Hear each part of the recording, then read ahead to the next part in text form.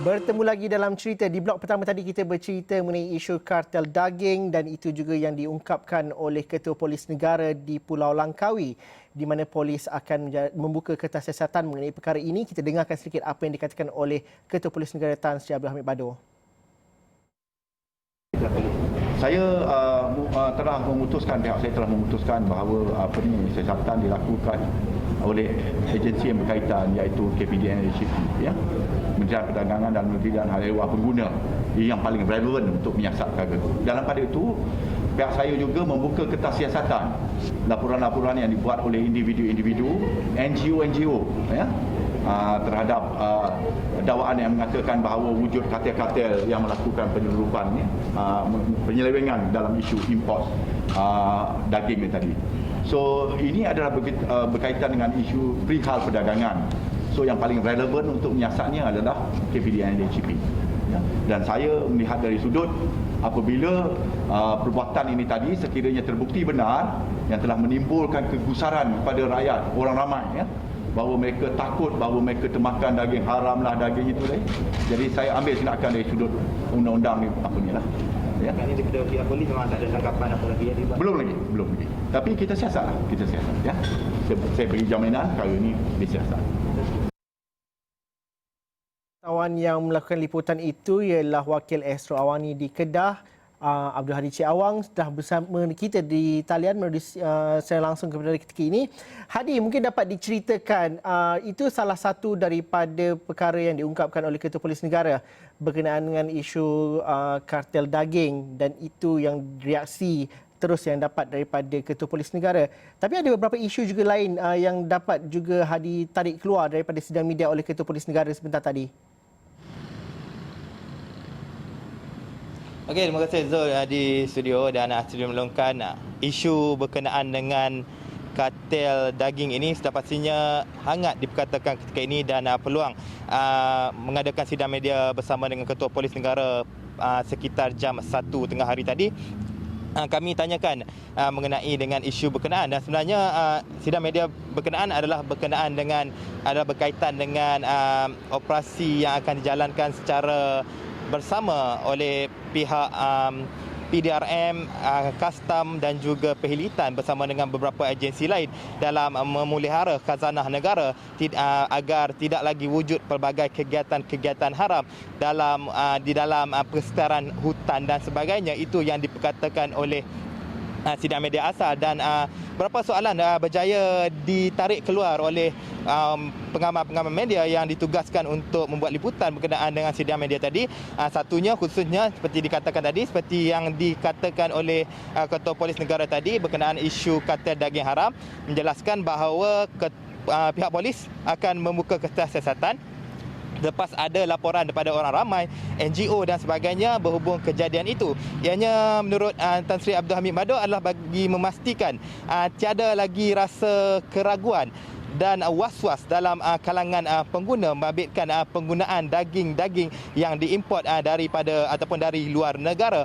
Dan isu lain yang berbangkit adalah mengenai dengan isu penahanan 29 anggota dan pegawai polis yang dikatakan berkait rapat dengan isu Macau Scam yang melibatkan kaitan dengan individu bernama Eddie Kana, dan jelasnya siasatan berhubung kes berkenaan yang turut melibatkan seorang anggota berpangkat Deputy Superintendent turut ditahan dan juga itu jelasnya berada di fasa takhir dan siasatan lanjut akan dijalankan pihak JIPS Bukit Aman dan hasil laporan itu akan diserahkan kepada beliau untuk diambil tindakan lanjut. Itu antara soalan kedua yang diambil keluar daripada sidang media itu.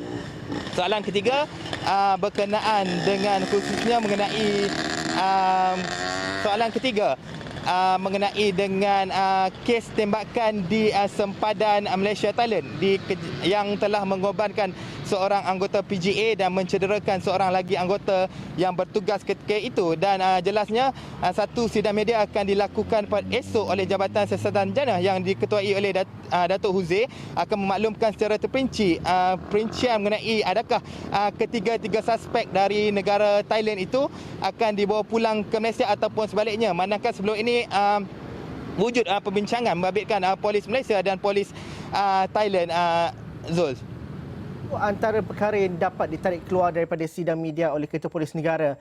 Tapi Hadi alang-alang sudah berada di Langkawi. Hadi pun memang selalu melakukan liputan di Langkawi, berulang-alik daripada Lone Star ke Langkawi. Bagaimana keadaan di Langkawi pada hujung tahun ini? Difahamkan begitu ramai dengan kehadiran pelancong-pelancong domestik dan juga pelancong asing yang masih lagi berada di Malaysia. Bagaimana keadaan dan juga kemeriahannya Pulau Langkawi pada ketika ini, Hadi? Kalau Hadi dapat gambarkan. Okey, Zul. Sebenarnya liputan berkenaan IGP dapat tugasan itu pada hari Ahad. Kami menerima pemakluman bahawa IGP akan berada di Pulau Langkawi pada hari Ahad. Penjadualan seperti biasa jika sebelum-sebelum ini bekas Perdana Menteri program Tun Dr. Mahathir Mohamad pada hari berkenaan juga kami bertolak daripada Kuala Kedah ataupun Kuala Perlis untuk ke Pulau Langkawi, dan agak memeranjatkan apabila untuk tempahan untuk pagi ini telah habis, tiket telah habis dijual sejak Khamis lalu. Feri yang membawa penumpang dari Kuala Perlis ke Langkawi pada jam 8 pagi, 9 pagi dan 10 pagi telah habis ditempah pada hari Jumaat lagi, dan itu amat memeranjatkan kami dan kami terpaksa menempah feri yang bergerak pada waktu malam semalam. Itu pun feri terakhir yang bergerak daripada Kuala Perlis ke Langkawi sekitar jam 9.30 malam, dan semalam juga kami ada menemu bual pengurus operasi dan sumber manusia Ferry Lines yang menguruskan urusan berkenaan dengan pergerakan feri dan sebagainya. Beliau maklumkan semalam sahaja 10 trip membawa penumpang feri daripada Kuala Perlis ke Langkawi melibatkan lebih 5,500 individu ataupun 5,500 penumpang. Itu menggambarkan jumlah yang sangat ramai berkunjung ke Pulau Langkawi. Itu pada hari-hari biasa, bukan lagi hari-hari cuti hujung minggu. Dan seperti hujung minggu lalu dimaklumkan bahawa 3 hari iaitu Jumaat, Sabtu dan Ahad, kehadiran pelancong yang menggunakan perkhidmatan feri daripada Kuala Perlis, Kuala Kedah dan juga Penang ke Langkawi dimaklumkan dianggarkan sekitar 41,000 individu yang masuk ke Pulau Langkawi. Itu menggambarkan betapa pelancongan di Pulau Langkawi ini semakin pulih, sektor pelancongan semakin pulih, dan sudah pastinya dalam mengimbangi sektor pelancongan dan kita nak dalam masa yang sama nak mengelakkan daripada COVID-19 ini, pandemik COVID-19 ini berjangkit, penularan tidak berlaku dalam masyarakat, terutama pengunjung-pengunjung di Pulau Langkawi. Sudah pastinya antara yang dititik perhatiankan dalam memberi laporan adalah berkenaan dengan pematuhan SOP, terutama di kawasan terminal feri. Dan seperti digambarkan semalam juga saya ada membuat laporan, terminal feri di Kuala Perlis terlalu sesak sehingga amalan penjarakan fizikal untuk penumpang-penumpang yang masuk ke dalam kawasan menunggu feri itu tidak ada langsung sebarang penjarakan fizikal, malah beratur dalam keadaan yang sangat rapat. Dan meskipun ada rela di situ, saya sempat juga menemu bual beberapa individu yang berada di situ. Mereka menjelaskan situasi itu berlaku disebabkan jangka masa ataupun waktu perjalanan feri. Mereka sebenarnya diberi masuk sejam sebelum perjalanan feri, dan ketika itu ada feri tambahan, dan jelasnya ketika feri tambahan itu ada 3 perjalanan feri, ada trip feri.